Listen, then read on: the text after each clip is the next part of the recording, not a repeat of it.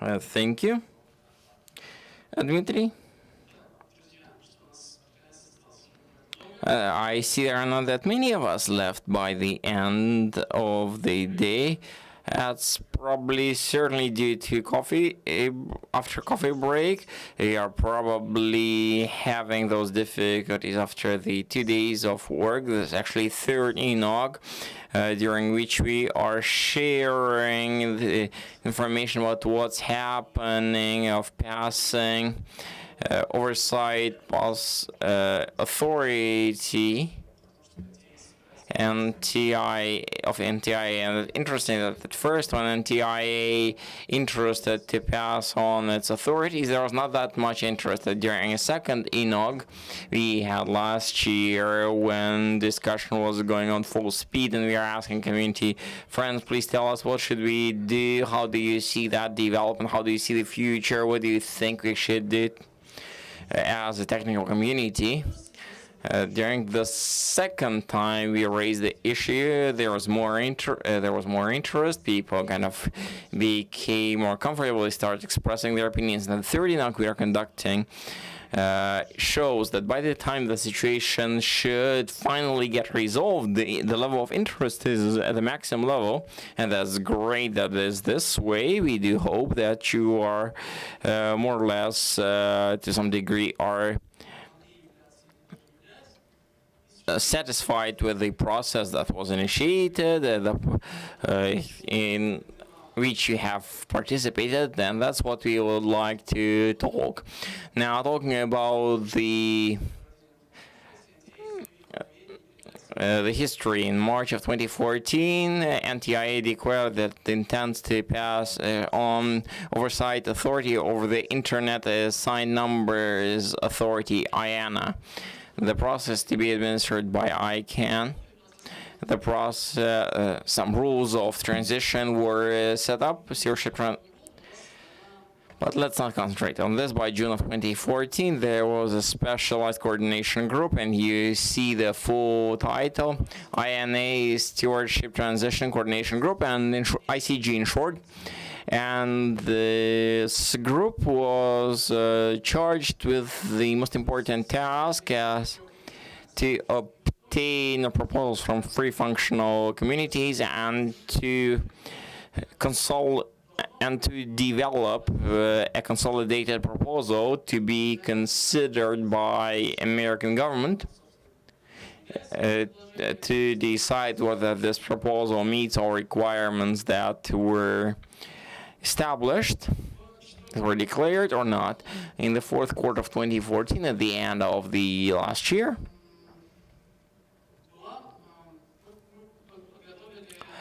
But we have prepared a combined proposal on the resource enumeration for our community. Throughout what we've done throughout the last year, we have conducted a significant amount of events, face-to-face or remote ones. We have engaged in many events, repeating more or less the same questions, saying how do you see the future, how do you believe we should act, what kind of proposal should we make. This has resulted in a proposal by the 15th of January 2015. A proposal on internet enumeration was directed to ICG group. Now, how did it all develop?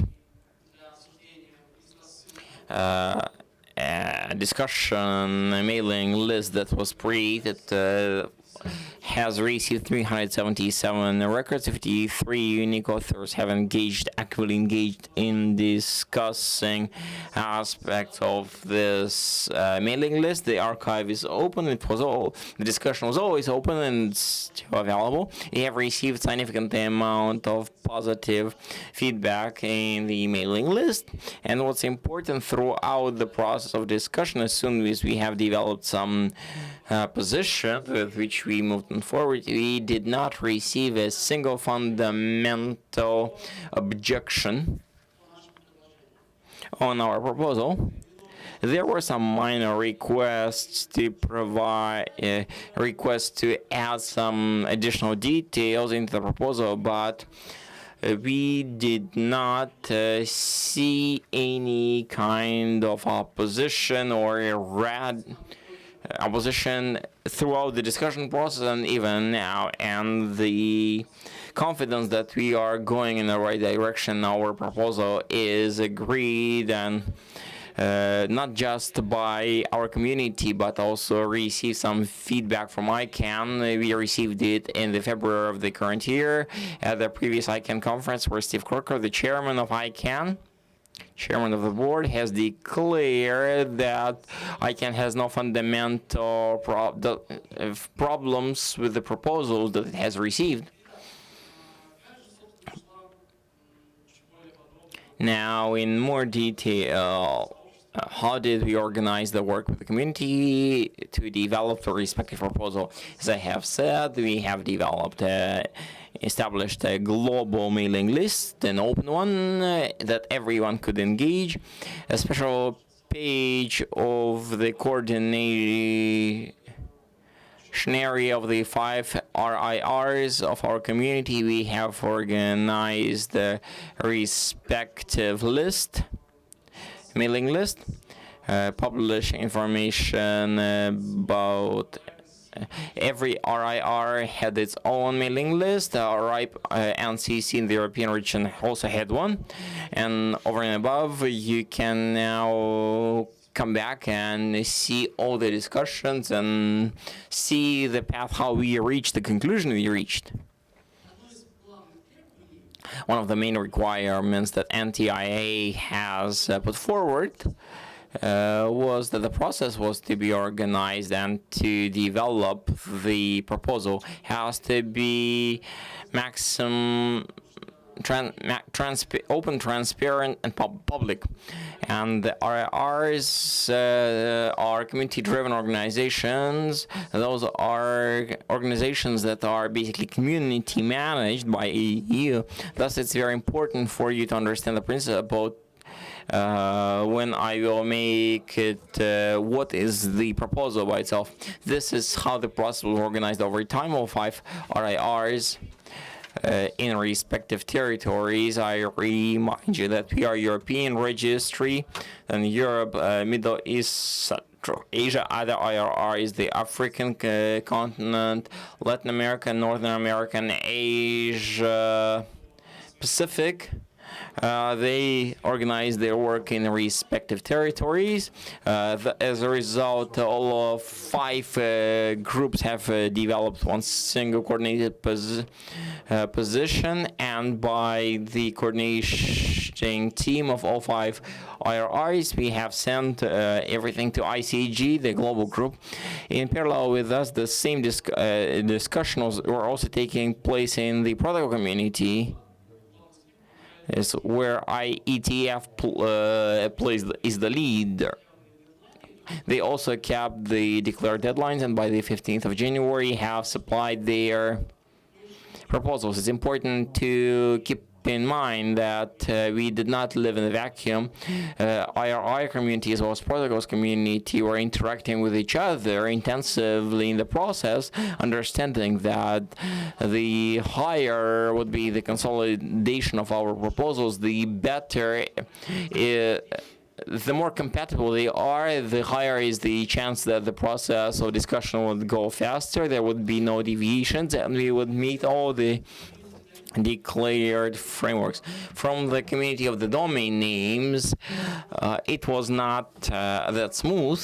We can find many reasons, but the fact is the deadline was missed. The first draft that was published just in April only, and that is not a final proposal.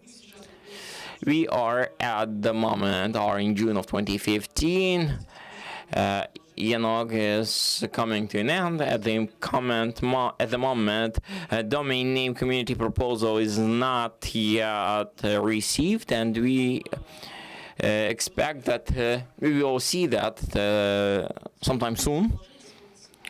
At the end, our proposal is basically coming down to a number of basic things, or principles, we are coming to the end that IANA principles should be quite stable, and we are quite satisfied with the way ICANN does the job from the enumeration. That's why we are saying that ICANN should continue playing the performing operation functions. At the same time, that specific authority should be foreseen to pass on the authority to run those functions to another operator if the need would develop. And on the other hand, that we are proposing replacing the anti-IA role of the American government by RIRs, the representatives of respective communities, that is you. And we would be signing the agreement with the IANA operator function.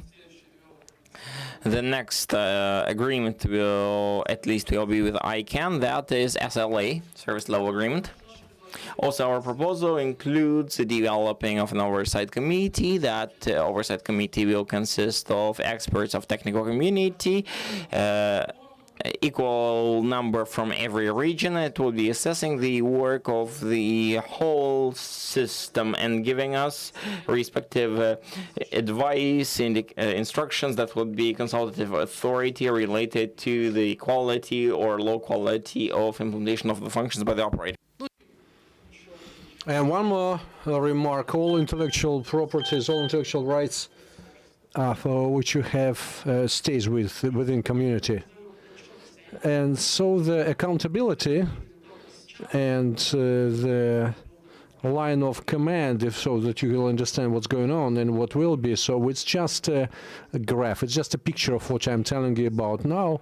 NTAs write a contract with ICANN, and they now have this contract responsibility. NTIA working as IAN, and they have some kind of organizational relationship, accountability. So between ICANN and IAN, nothing happens, actually, nothing changes. So this process is the same as it used to be and as it has been. So for technical community, for the stability of the internet, nothing changes. We do not fix anything which hasn't broken yet. So we just simply changing the contractual relationship.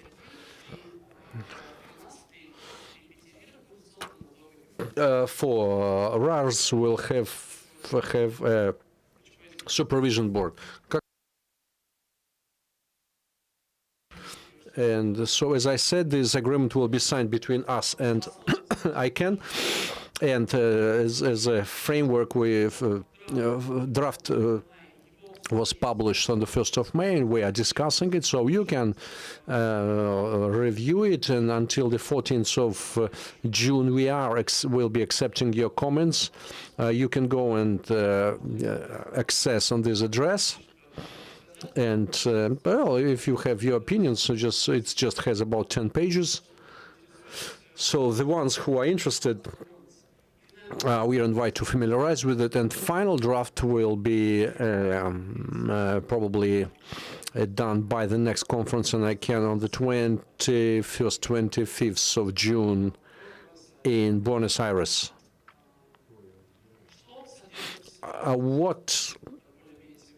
What it has, or what this agreement should have, first, there would be the principle of separation of the operational activity and the process of policy development. As you know, the process of the policy development is completely outside the ICANN, and it's in the hands of the technical community. And ICANN just ratifying the body of all global policies, and it will stay the same way. And then they have a list of the services provided by the RIR, and as they will have conditions for the nullifying of the contract. If we and the supervisory board tells us that something is not right, so we can raise a question about breaking the contract, changing the contract, and choosing alternative operator. But I hope it will never happen, and everything will be fine. And the supervisory board, we talked about it, and it will be a body consisting only of the experts of community, which build up from bottom up. from equal representation of all regions, and the selection procedures will be organized with their own rules. In our region, we are shaping the rules right now, formulating the rules right now. So what will be next? First of all, as soon as we have third proposal from domain community, so the special group will start consolidation process of putting them all together. And in parallel, we will be developing the same contract, SLA contract, with ICANN. We'll be coordinating it with ICANN, and we believe that before 21st of June, this contract will be prepared by us, from our side at least. And we hope that by that time, we'll prepare the stipulations about the supervisory board, in which we'll have the rules of forming this committee. Well, what are the potential risks here? We have talked a lot about it. The first potential risk is, in spite of all political speculation, still time. The current contract with ICANN expires on the 30th of September, and it's clear that by the 13th of September, we will not be able to do it. The whole process, well, we will not be able to finish it, because, first of all, the third proposal, we have to get it. We're not sure that we'll get it on the 25th of June, even if we get it on the 21st of June. 5th of June, the working group will have to put all these proposals together, and we're not sure that the proposal which will get from the domain community will be compatible with ours, so it will take some time to talk to them face to face. And after organizing and putting together consolidated text, it must be scrutinized by NTIA, and it will take time as well. And until 13th of September, well, it's let's not be too optimistic about it. And having foreseen that, NTE already asked the time to prolong the contract, and it expires in the end of July, and we think that in this meeting on Buenos Aires, we will clarify about the time frames, about the dates. A next potential risk is this third proposal, which we are looking forward to getting, and the draft, which was published in April, it supposes to organize some kind of a post-transitional IANA organization, and there is certain misunderstanding. We think that the PTI will be legally separate, but will belong to ICANN. Well, it's not quite clear how these two things can be compatible. And there is some kind of a blurred area in how these all proposals can be put together. The proposal from the protocol and numbers, they correlate with each other and they work together quite well. But what's going to happen with the third proposal, we don't know.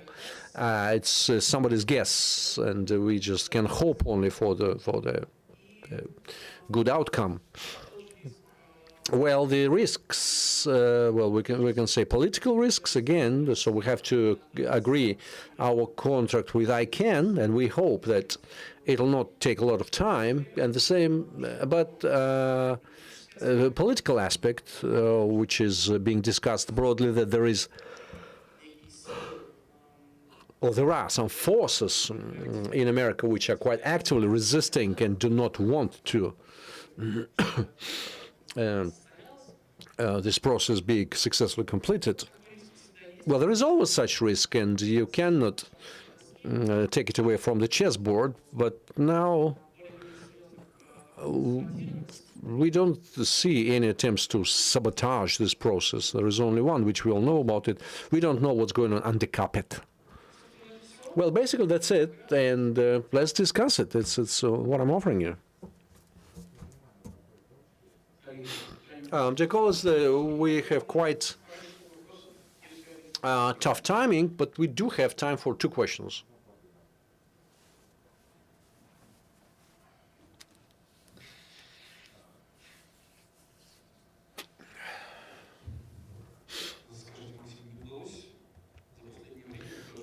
Maxim Did you clarify in which jurisdiction these contracts will be solved? Now, American government and American jurisdiction signed contract with public interest corporation, and it all happened in the United States.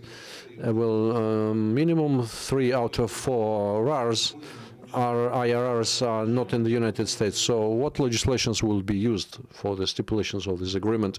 That's a good question. No answer. Well, you know that all PI RARs, they are all organized in the number source organization, which consists of these 5 parts. And the contract, which I told you, which we are developing, is basically based on the current contract between NTA and ICANN. As for which exactly jurisdiction will be chosen, I think we'll discuss it after we finish developing the draft. In draft, you say it's according to the legislations of the country operator. Well, operator in this case is ICANN.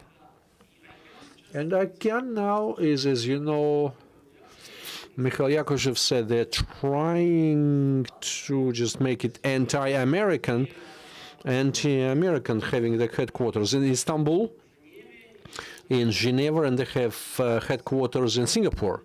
So we already have 4. So this is the answer, US.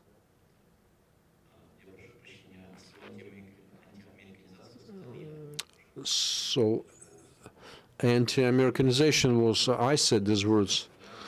You have a slide with the timelines where you write this, the 5th of July.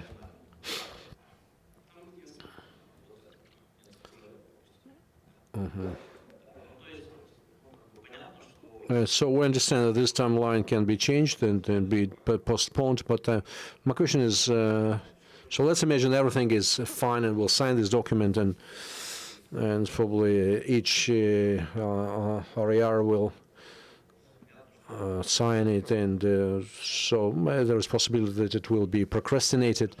I don't want to discuss these catastrophe scenarios. What if it will not work? What if the contract is over and nothing will be after that? So the contract is over, and the end of what will happen? So the internet will be switched off. So what's the question? How can internet be over? So do we have plan B? And if there is, what is it?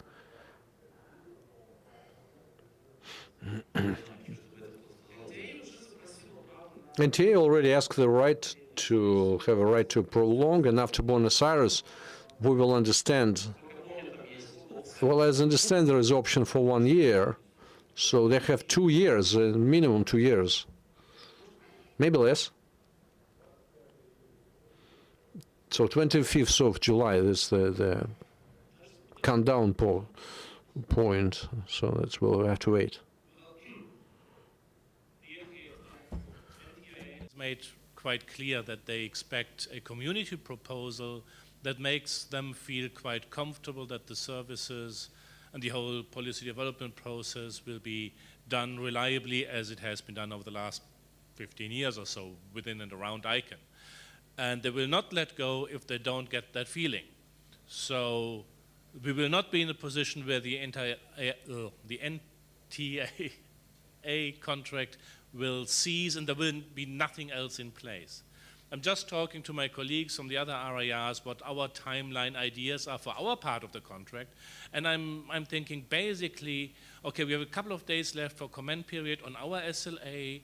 We will have to revise it according to those comments that we have received, and then we are in principle ready to implement it. And it doesn't really propose anything different from what we currently have. There are small changes, a review team that can be populated over the next half year or so. That's easy. But implementation of our part, I'm thinking, is about 30 days or so, and then we are done. Oh, before that, we might have to negotiate that SLA with ICANN. I don't know how long that might take or might not take, but I'm fairly positive it's not that complicated, our part. Да, спасибо за комментарий. Вот как раз Yes, thank you very much. Thank you very much for the. What Axel is saying is that the most important moment is it allows us to be confident and look into the future confidently. That in our proposal goes along with the requirements which Antene was speaking in the beginning. Not just the way this process will be organized after, but also how, what support we'll get from community. We observed all their conditions and terms, and we do not see any serious threats or any reasons to just to destroy everything. So let's hope that Plan B, even if we have to implement Plan B, it will not look as catastrophe anyway. Thank you.